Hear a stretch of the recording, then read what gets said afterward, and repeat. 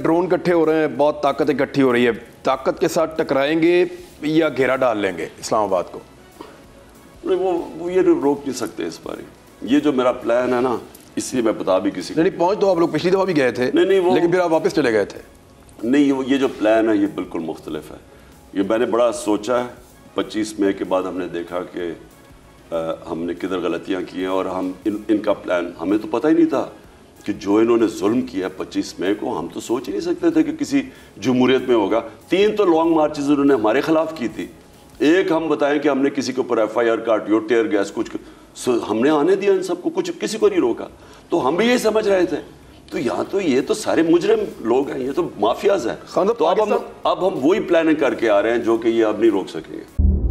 सबसे बड़ी कवरेज 16 अक्टूबर सबको मोटिवेट करें कि उन्होंने निकल के इलेक्शन में वोट डाल दिए। सबसे ज्यादा रिपोर्टर्स, सबसे बड़े पैनलिस्ट, लम्हा बा लम्हा इलेक्शन की खबर सिर्फ बोल पर।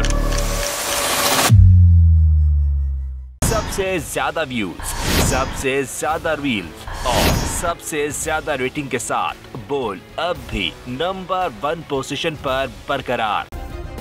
सब्सक्राइब करें और बेल दबाएं ताकि कोई खबर रह न जाए।